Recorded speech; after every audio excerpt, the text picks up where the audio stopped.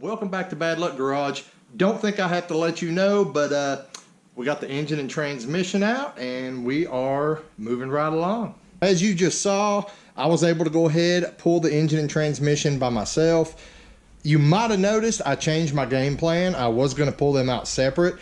Part of the reason I was going to do that is so I wouldn't have to remove the radiator. But like an idiot, I forgot that I was going to have to pull it anyway to get rid of the AC condenser, the power steering cooler, and a few other things up there. So once I pulled that and started thinking about it, I was like, well, you know, the jack isn't going to go high enough to pull it out. But once I get up so high, I can have the wife just kind of roll it back off the jack stand or off the ramps there and let the engine come out like that. So I believe you guys saw that. At this point, I don't know. I'm not sure what I filmed and what I didn't, but anyway, that's what I did. Worked like a charm.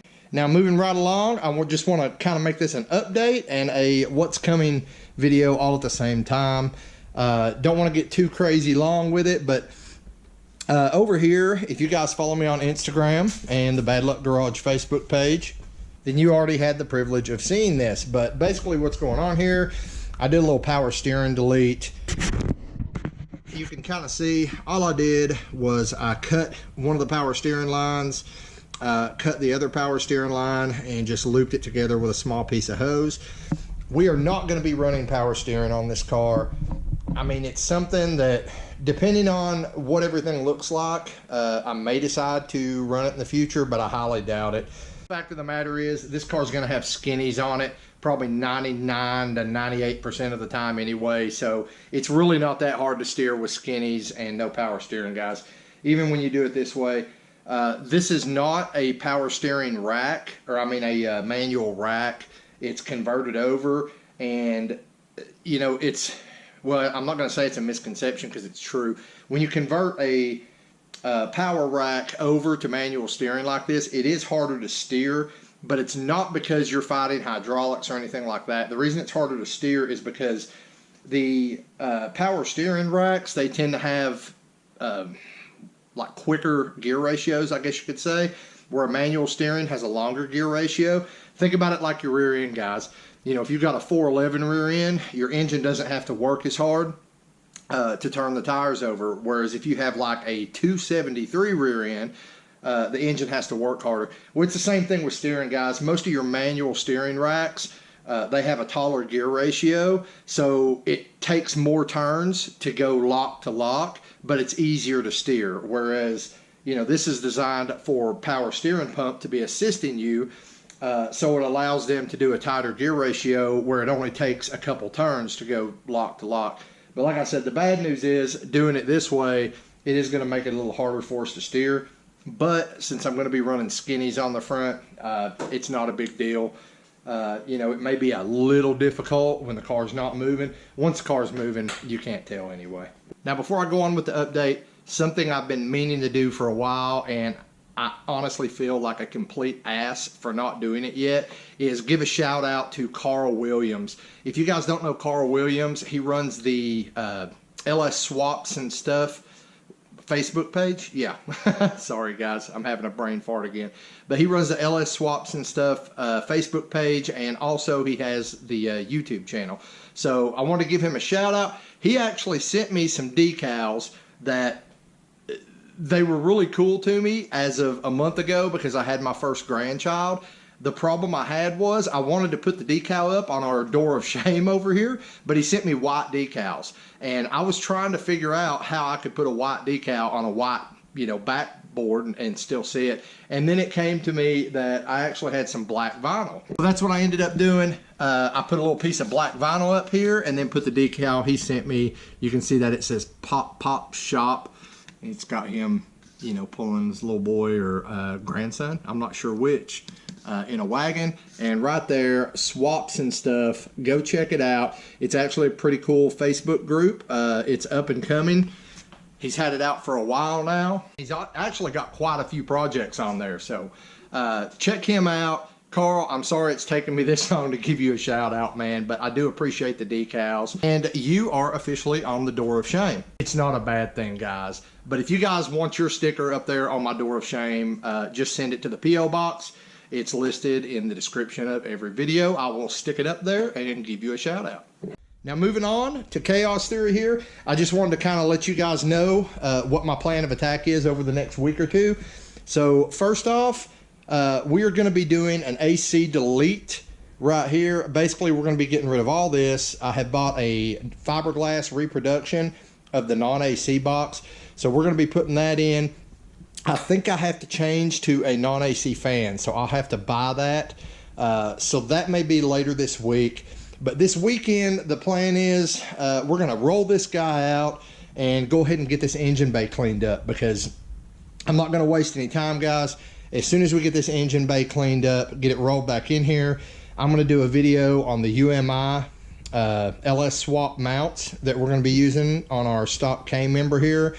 And then right after that, we're going to go ahead and drop the engine in, so I can kind of, we're not going to put the transmission in yet, just the engine, so I can kind of get an idea of, you know, where I need to run my wiring and things like that, so we can start getting the Holly set up. Also, I believe I said it a few videos back, but we're going to get rid of this whole bank of relays right here. I think we had like the fuel pump and fan relay, and I'm not sure what the other one was for. But what I'm going to try to do is get rid of this bank of relays. We're going to have a fan relay. It's going to be relocated over there. And I'm also going to be doing a video where we relocate the battery to the back. Yeah, no screwing around on this, guys. I want all the room that I can find up here for either a turbo or possibly twin turbos. Still haven't decided yet, but we're going to go ahead so I don't have to wire things twice. We're going to get the battery moved to the back. Well, I can't really show you right now, but once all this is deleted and out of the way, probably have like my main power bulkhead connectors will be underneath the box over there. Yeah, so that's the plan right now, guys. Now, I'm also going to be taking some other stuff out of the front end here, primarily just to save weight and help with weight transfer. As an example, the sway bar is going to be going bye-bye. We don't need that where we're going. We're also going to have to kind of move, maybe rebend our brake lines, because on the V6 model, the brake lines go right across the path of where our V8 engine mounts are going to be bolted in. So we're going to have to do a little work there. That'll be covered in the UMI engine mount video. And something else I'm seriously considering doing, just to free up some area over there on the firewall, is getting rid of the brake booster and master cylinder. I'm thinking about doing a manual brake setup, because, you know, with a manual brake setup, for those of you who don't know, that whole booster would be gone, and basically it would just be a master cylinder bolted straight to the firewall. Gives you all kinds of room over there. Some of you may be freaking out when I said that, but just keep in mind, guys, this is not a street car build, okay? I have to keep telling myself that because I've never just built something that was primarily for the track. Everything I've ever built before this channel and every project car you've seen me build on this channel thus far, they've all been geared around daily driving, things like that. So, you know, I didn't just go from daily driver to street car